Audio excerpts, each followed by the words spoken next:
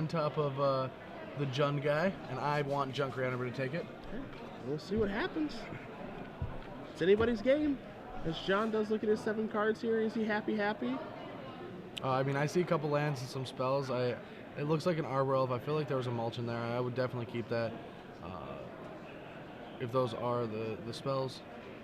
John is going to send it back, and something we did see in three.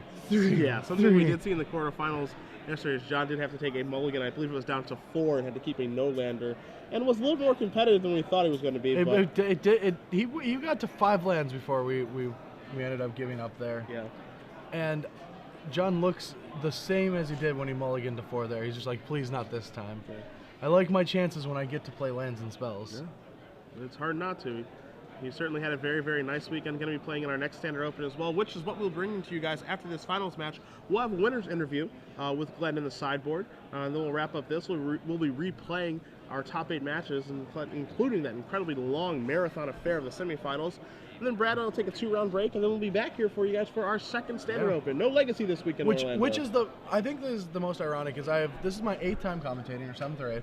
And every time they did Legacy, we had the 2-round break, and I would go like do Standard, or I'd like gunsling some Standard or something. And I think this is the first time that I've ever played Legacy, which I'm going to playtest Legacy for the Invitational coming up this next weekend in Atlanta, which I'm going to be attending. But it's a Standard event that I'm going to be the only person playing Legacy in the room on a Sunday during my break. But yeah, I'm getting ready for that. You're going to be commentating in Atlanta, right? Yeah, I'll be there with Osa Milodovich and Tom Martell. Tom Martell's debut in the booth. Maybe he'll bring the John Finkel scarf with him. We don't know quite yet. Gonna have to talk to John about that. Yeah, but that is the SCG Open in Atlanta featuring the Invitational. I think, what, March 4th through the 6th? April, sorry, not March. We're not going back in time. March is just about over, believe it or not. Time flies when you're having fun commentating in the booth here for SCG Live. Can't believe we're already through 3 months of 2013 already. Yeah, it's been going so quick. I mean, we're on the road every week somewhere. Yeah. I don't even know what my apartment looks like anymore. I'm barely there. I never remember what my bed feels like, but it's always nice. So do you see John going to draw his 6 cards here? You see a Thragtusk among others there. We'll see if he's happy or not. As he's leafing through them. He says sure. It looks like that's a sure has been announced. They're just waiting for the green light from us.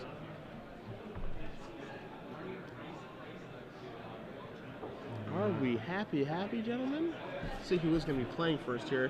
And it is going to be Brandon. He is our 2 seed here. John is our 4. So by the new play draw rules, we're going to have Brandon on the play, and we're going to be underway here. Temple Garden untapped, Arbor Elf. Most beautiful 3 cards you can have in this deck. Arbor Elf, Temple Garden, Mulch. Both players do have the Arbor Elf, so it's going to let John keep up on speed. And we could brick here, though. Brandon, I do not think has a second land drop. He has to hit on this Mulch, and he definitely needs a black source. So we got it. We got the black source. Cemetery and a Sun Petal Grove. So Mulch proving powerful. Crater of Behemoth goes to the graveyard, something to keep in mind for later. I love it. Brand will pick up those lands, able to hit his second land drop now. And able to play an Abyssin's Pilgrim. And here is actually a Deathrite Shaman. Oh, I guess that wasn't a Pilgrim in his hand. It looks like one. So it's another Mulch. John will untap. He will draw. You see a Rootbound Crag in his hand. You also see a Farseek to go along with an Overgrown Tomb, a Thundermaw Hellkite, and a Thragtusk over there. So a bevy of options, which are probably going to start with ramping up his mana a little bit here. Yeah. Down a card. Looks like things are going to get a little out of control for John. He might just go down the I'm going to cast a Hasty Dragon and hope to win this game route. Now we are going to see Arbor Elf, and here comes our Farseek. So we'll see what land he's going to search up here, and it is going to be a Blood Crypt for John. I've played a lot of Jund-ish decks lately, and it's always Blood Crypt. Yeah. It's just always Blood Crypt. You always go get that land. Brandon going to untap. He's going to draw his card. You do see the Sun Petal Grove in his hand. Does have a Grizzly Salvage. Does have Angel Serenity. His Straw Step yields an Overgrown Final Tomb. call to register. Once again, this is a final call to register for today's Standard Open. This is a perfect place you want to be for Brandon. You have a lot of options. You have an Angel you can ramp into. You have a Critter in your graveyard that you can Barrow Rights into. And I think I know you have a Grizzly Salvage, but I also believe that there's a Mulch in his hand. I cannot tell what that card is. We are going to lead off with the Grizzly Salvage. So our 5 cards are a Forest, another Grizzly Salvage, a Centaur Healer, a Lottless Troll, and a Lingering Soul. So a fairly good Grizzly Salvage here. Well, we're still looking for that one flashback card that we love, which is on Barrow Rights. Indeed. Lotleth's Troll going to go to the hand here for Brandon. Lingering Souls, among others, going to go to the graveyard. So he does get some value off of there, drawing a virtual 2 cards off that Grizzly Salvage. And he was able to put a land in his graveyard to accelerate through that Deathwatch Shaman now. So next turn he will have enough mana to cast an Angel Serenity, unless John is able to miracle one of his bonfires.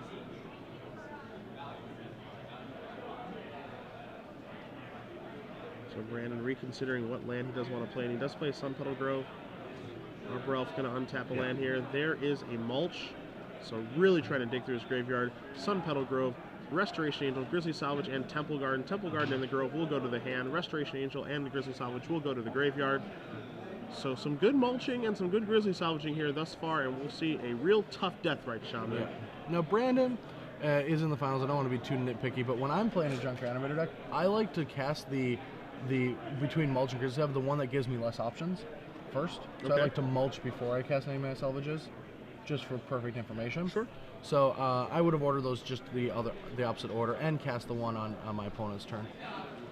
Now we are going to see John here tap 5 mana. He's going to lead out with a Thragtusk, the 5th that we've seen over the course of the days here. He could have, maybe if he does have another red source, and he does have Rubon Crag in his hand, so he chooses not to play Thunderbolt Hellkite. He's open. His opponent plays that Lingering Souls and he crashes in. Yeah. Lingering Souls is going to be defensive against Thragtusk, allowing for the trigger off of the Thunderbolt Hellkite, killing the 2 spirit tokens and letting him crash in for 10. Little does he know that Brandon's going to be dealing a lot more damage than he expected. So now we are going to see Brandon play that Sun Petal Grove. Does have access to triple white mana. And now we are going to see a Thragtusk here. So Thragtusk come to the party. Oh, guys, this just in. I just saw it on Twitter. The Thragtusk is getting reprinted in 2014. Oh, wow, that's exciting. Oh, my God, everyone, isn't that great? More Thragtusk for years to come. Brad, a little inside information there. As we are going to see John crash in with his Thragtusk. You see his hand of Blood Crypt, Rootbound Crag, Thunderbolt Hellkite, and a Huntmaster of the Fells. Beast tokens will come in here. John, ever the nice guy, giving Brandon one of his own. As well, that was a joke, just so you guys do know. Yes, of course. Just want to make sure. A Huntmaster of the Fells here post-combat, and here comes a Wolf token. And John going to get his 2 life and just pass the turn back after playing that Blood Crypt. Yeah, this is going to give Brandon the opportunity to cast Angel Serenity if he wants to. I don't see why you wouldn't. You get to clear off John's board. So we're going to see Temple Garden come to play untapped. He's going to have to cast. He's going to have to pay 2 life, excuse me, to do it. He's going to remove that forest for additional mana. And here comes the 5/6 that has terrorized Standard for the past month. And that does leave him 2 shy of that Crater Hoof in hand. He did remove the only land that was in his graveyard. And so now we will see what Brandon chooses to target with Angel Serenity. As you see him thumbing through his own graveyard, plenty of good targets in play as well. As you see, it's going to target that Huntmaster of the Fells. You see a Thragtusk as well. He is just not afraid of the tokens in play. Player meeting are now posted. And he's going to take down what looks to be a Beast token too. All right, yeah, I like that. This allows him to attack for 3. John's not really able to block effectively. And leaves him with just a Thundermaw Hellkite. So this is what normal Jund versus Junk looks like in my world. This is what it looks like in my world too. We'll see if John is able to turn over a Bonfire of the Damned. He is not. You see a hand of Overgrown Tomb, Rootbound Crag, and Thundermaw Hellkite. He's going to do that next turn because he doesn't have 6 power yet. Ah, yes, you're correct. My apologies. Yeah, he needs another land to be able to Bonfire for 6.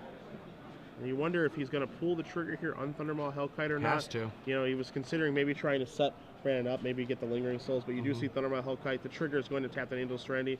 Here comes the Wolf token. Here comes the Dragon and the Arbor Elf. So an attack here for 8. Going to knock Brandon down to 13. And John just going to pass the turn back. 13 is a very unique life total because if Brandon doesn't progress his board and John does Miracle a Bonfire, that's lethal. Or gains any life. Yeah. So we will see. Brandon does untap. He does draw a card. Let's see what he finds. He finds a Cavern of Souls. That's just one. He's 1 shy of casting that Crater Hoof Behemoth. Doesn't have an Unbearer Rights. So we're in it. We are actually in it. He has no way to gain life this turn. If John miracles a bonfire, he wins this game. Oh, excuse me. We have Deathrite Shaman. That's not true. So now here comes Brandon with an Angel Serenity and a Beast token. An attack here for 8. John's sitting at 23 life currently. Well, he's just going to take it because he has no decisions left. He is F6. Lingering Soul is going to come to play defense against this Thundermile Hellkite. Brandon has to be a little nervous about this. The question is, does he shock himself to play a Lotleth Troll and have regeneration, or does he just play it tapped and use Arelf to untap the land and still have activations of Deathrite Shaman?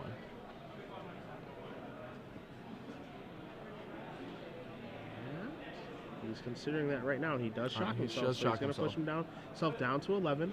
He is going to play Lotless Troll. And now, because he went down to 11, Bonfire is lethal again. So can Cuvelier do it? We have seen him turn over Bonfire twice so far this weekend. He has a chance. It is not there. It's just a Wolf Run. You see him draw a Kessig Wolf Run. That is 2, 3, 4 short of lethal, and he's not staring down lethal yet. I think he can attack with that the Thundermile Hellkite and hopefully survive the next turn. But the problem is, if Brandon does draw a land, that is game over. Creative Behemoth will be game over. Actually, he does have Cavern of Souls in his hand, so he does have the requisite lands. As you do see, John does play correct, his Kessig Wolf Run. Here comes Thundermile Hellkite. Thundermile Hellkite. Maybe. Looking like it wants to attack. Considering the options of maybe playing defense and activating Kessig Wolf Run defensively. Yeah, I mean he has to be nervous if Deathrite Shaman like tick down ability or like lose 2 life ability twice in a row. Yeah, he knows he's dead. He's just seeing the decisions, I think. And so now we do see Lingering Souls, a double block. And now we will have a large Kessig Wolf Run activation. And Brandon's just here. playing defensively just because he knows he's got it locked So up. if you don't have somebody sitting from across from you, please raise your hand and keep the hand raised until either somebody shows up or Jared comes around to check your name off the list. I want to make sure everybody gets in their seats and everybody's accounted for before we start the tournament. So now we do see a Kessig Wolf Run activation for 4. Open on Sunday, Easter Sunday. We do have a Deathrite Shaman activation. Going to remove that Thraktos, gain himself 2 life. And after the dust does settle here, you'll see 2 spirit tokens go bye-bye, some damage exchanged, and then after an untapped step here, I think we're going to see a very happy Brad Nelson as we see a draw. We see a Cavern of Souls, and it looks like we're going to see a Greater Hook Behemoth here from We would Brandon. like for everybody's cards to stay in excellent condition. So after the trigger, we are going to see a huge attack here. John is going to take his Beast token back. He's going to concede the game. So Brandon Ross does win game 1 here. Drunk Reanimator against John Cuvelier in the finals, playing John. I think I'm gonna in between this game we have a question that we have to ask because we have a full year premium to give away. But I think I'm also going to add Brandon on Facebook because he's a hoof buddy, and you're gonna see that forums. You guys are good friends now. He's just showing me hoofs all over. I've been begging for it. Yeah, fair enough. And he's just been providing all day long. It's awesome. We're gonna have to feature him during the next Standard Open just to get some more hoofs in the middle of it. We do have Callie Anderson making announcements here. Our second Standard Open will be starting here shortly. But we do have trivia to give away to you guys very quickly here. Again, we are going to give you a year for this one. Again, hashtag your answer of SCG Premium. 12 months for the winner. Again, it is about accuracy, not speed. The question very simply, where is our Star City Games Open Series Invitational going to be next weekend? What city are we in? Well, there's going to be an Open Series, and it's going to be featuring the Invitational. I'll be playing in the Invitational. I'll be commentating the Invitational and both Opens. Yeah. And if you know the city, that's the answer to the question. It's a softball. A good hint is the first city that Rick traveled to In what? in Walking Dead. Show I'm not very familiar with. Well, you should be. I've heard it's very good, and I will be watching it eventually. But if you do know the answer again, hashtag the answer to SCG Premium, as we're going to cut back to the players here again. About this final match, I just have a question to ask you. So, with John down a game, in a matchup that he thinks is bad, but he's still fighting it, would you say he's the good guy in this matchup? even though he's John, he's the good guy.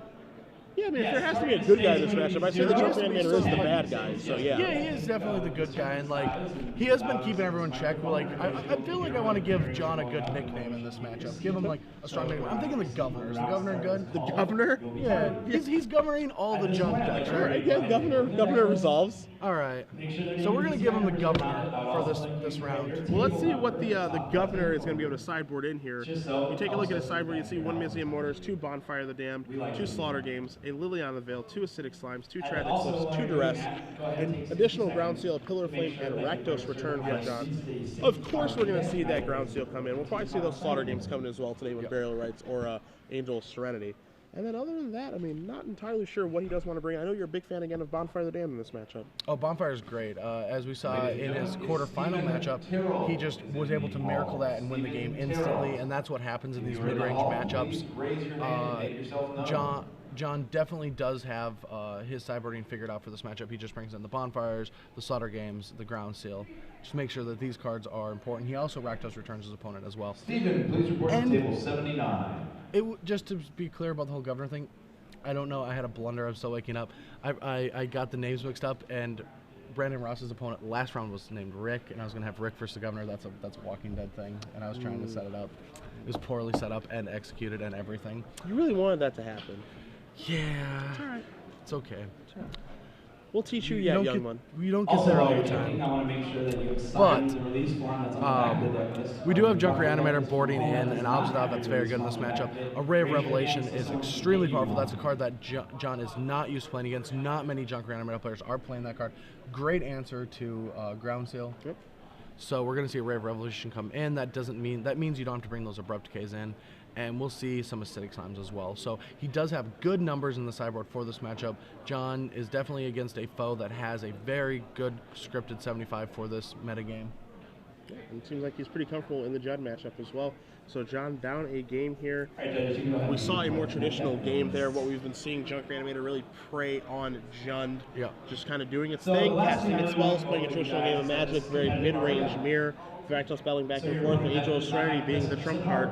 John did have window there to draw Bonfire of the Damned, and that's probably why you see the 2 more on the sideboard, because he does realize the importance of that card in this matchup. And yeah, I think there's an oversight of Brad. He just did not see that happen. Like he was outside of Bonfire range. He had no out to lose to from John, and he gave him a 1-turn window. John had to be very excited about that. Just wasn't able to convert that time. No Miracle Bonfire for John that time. And again, we have seen John miracle 2 Bonfires over the course of this weekend. And a Rakdos return. Yeah, and a Rakdos return too. So. What do you actually do? So we'll see as both players are shuffling up here Give me a break. for game number 2. This is the worst Easter ever. The worst Easter ever has been declared. Wow. By our head judge. Yeah, by our head judge. It is, of course, if you're on the East Coast, it is only 10:14, and yet the worst Easter ever has been declared. So for everyone else out there, as time goes on and you go to your Easters, you have to just let your family know that this is going to be the worst Easter ever, just so they know. There's nothing that can be done. Our head judge is, of course, the final ruling. So if he declares this the worst Easter ever, that's what it is. You can't argue with him. You certainly cannot appeal that ruling. No. That is law. That's the power of the head judge. So, Brad, I know you think Junk Reanimator's going to win. I think John has it in him to at least even it up. You at least think we're going to game 3? I think at least we're going to see a game 3. He's going to fight for that title. Yeah, he's fighting as hard as he can, but we've got Ray of Revelation. Do you know how good that card is in this matchup? It's a good card. I can't argue it. Yeah, and that is a card that if Jund is more popular, we're going to see more copies of. Ray of Revelation, also a good card, turning a Rest in Peace into a Tormund script. Triggered ability on the stack of removing the graveyard. Yep. You can flash it back, kill it. Yes, you will lose your entire graveyard, but you will continue to be able to put more cards in your graveyard. Some strategy you see many of the combo human Reanimator decks doing, but that deck has lost a lot of footing when Junk got in here because everyone played Graveyard Hate, and that deck is a little bit more combo oriented, definitely more risky once the Graveyard Hate comes into play. So we see Junk being able to live through it. So you see both players shuffling up here for game number 2. Brandon Ross up a game here. Junk Reanimator looking to take down what feels like it's a 100th tournament in a row. Again, winning both of our last 2 Open Series. When we saw David Bauer win in Washington, D.C., we saw Will Craddock win in Kansas City, Brandon Ross looking to make it a three-peat here in Orlando. We also saw it win the MOCS and Grand Prix Verona. This deck has really hit the scene here in a big way yet again. But we see John Cuvelier trying to dethrone this deck. I feel like this is the most impact a deck has had in a format without blue in it in a very long time. I think Velikut was somewhat there, but it was not the winner always. It was like the 2 in top 8 deck. Yeah. But seeing Junk here without blue cards and winning everything, it's good. It feels good. You know? For those of you who don't like to play Islands or Snapcaster Mages, like myself, or don't enjoy trying to flip a Delver of Secrets, maybe you do enjoy watching these Junk decks go to work, these Thragtusk being cast back and forth. As we do see John taking a look at his opening 7 cards, seeing this look before, does not look horribly pleased here. As you do see a Farseek in his hand, you're wondering how many lands are there. How many green sources, yeah. Yeah. You do see an Overgrown Tomb. It might be a 1-lander. You see Slaughter Games in his hand as well. Olivia Valderin. Is he going to risk keeping the 1-lander in this matchup? I don't think he can, but you are down a game. It's scary. You just have to pray that it's there.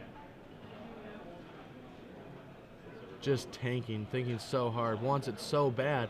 Just 2 games away from winning after battling through almost 400 players at the first SCG Orlando Standard Open. The difficult thing here is, he's taking a look at his hand. You see that he likely has a 1-lander here, and he knows that he can't keep it, so he's going to send it back. And the tough part here is he has to draw the second land immediately so he can Farseek, yes. But then he also has to draw another land so he can cast those 4 drops. That Olivia Valderin, that Slaughter Games, that Huntmaster of the Fells. So realizes that, maybe the numbers don't add up in my favor. Going to take a mulligan and hopefully find a better 6 cards.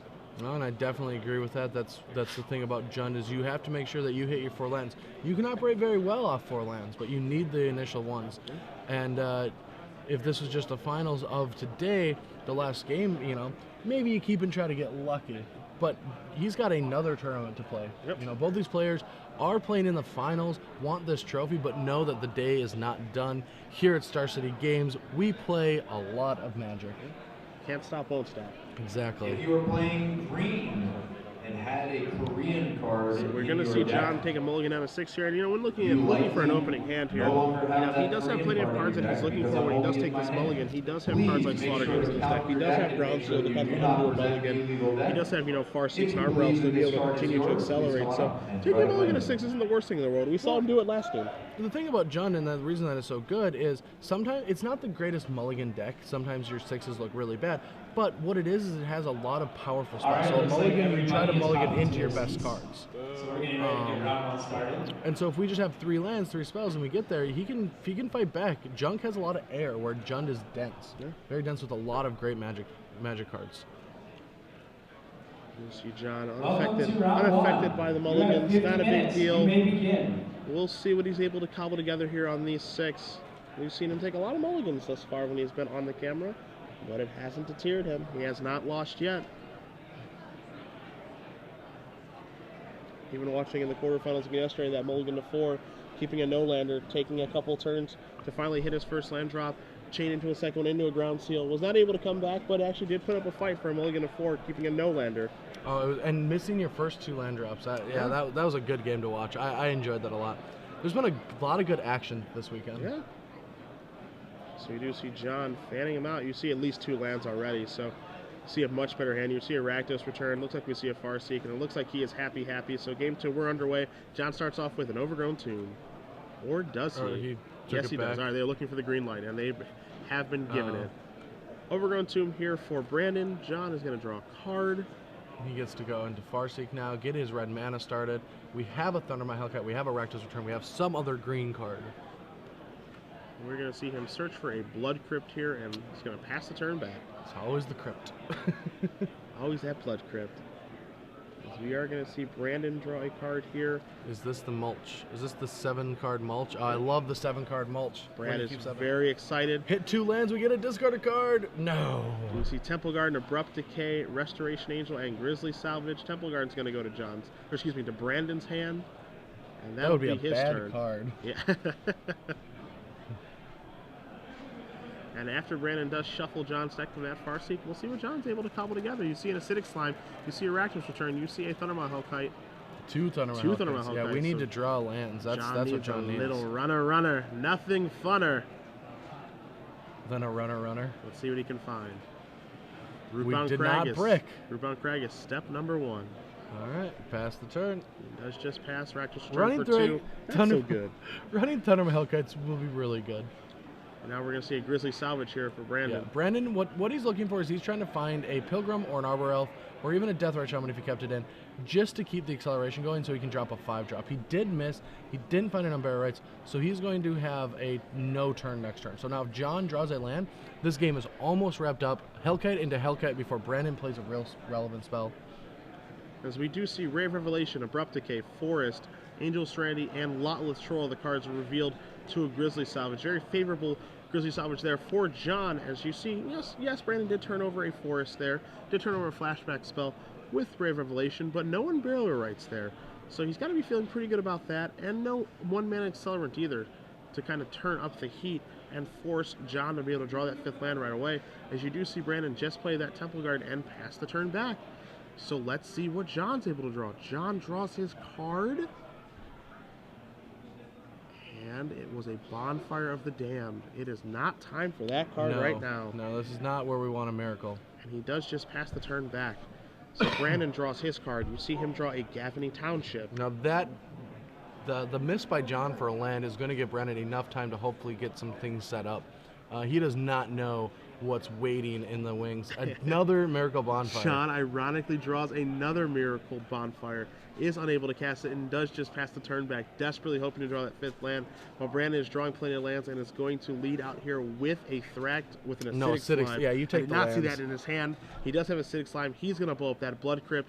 John ironically going to draw the 5th land right off the top now, which is a Forest. And now the issue here for John is not only does he need a 5th land, but now he needs a red source as well, Brad. Yes. It's going to be tough now. John does just want to keep 7. I mean, I don't think we're going to get a 3rd game, but if we did, I would just want him to have 7. He's been struggling against these junk decks, not keeping any hands. Fighting really hard. But yeah, as you can see, it's just like the power level is not there. You just have to get very lucky, hitting, running lands into having those the 2 Thundermaws in his hand for him to have taken this game anyway. And now we do see Obsidian Ghost Council come in. John is going to play a Huntmaster of the Fells. That was his draw for this turn. Card that has little to no impact. Would have been much better a couple turns ago when Brandon was just trying to get his feet set. But now that Brandon does have his lands, he does have his spells, he does have Obsidian coming back into play with haste. You see him draw a Restoration Angel, which he can blink that Acidic Slime. That's game. And we might be crowning a champion here in Orlando. Junk Reanimator looking to do it again. Here comes your Acidic Slime. Here comes your Obsidian. All right, what does he do? I mean, he's probably going to put the wolf. This is just a check from Brandon. He's chump attacking with that Acidic Slime. There's no way he's letting that thing die. He's hungry for that red source. Yep. And hard not to be. You see a wolf token going to get in front of this. Right. Brandon going to reveal what his draw step was. You're going to see Restoration Angel. It's going to blink out that Acidic Slime. It's going to take down that Rootbound Crag. You see the look on John's face, wishing he could have top-decked those lands instead of top-decking those Bonfire of the Damned. This game would have been very easy if he just hit that turn 4 land. You see he is going to draw a card. He does draw a Woodland Cemetery. Now no red sources of mana. Can't cast those Bonfires. All red cards in hand. Yep. Can't cast those Thundermaw Hellkites. So far away from those. Rakdos Return, even a card that wouldn't be great to cast now. He can't even cast as well. And he does just have to begrudgingly pass the turn back. Abrupt Decay, keeping the Huntmaster from flipping.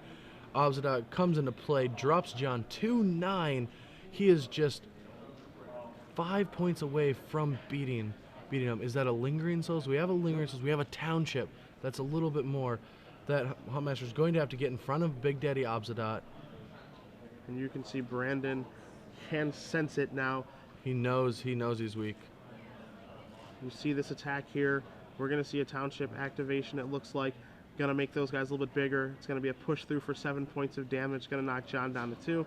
He's going to put that Huntmaster in the graveyard. Obsidian is probably going to blink out here, which is going to represent lethal. And you see a handshake, from John Cuvelier. Brandon Ross wins the wins the open. Look at him. He just feels good, satisfied. He took down his win, wins the entire open. Probably feels confident enough to take that to the Invitational, keep this ride alive.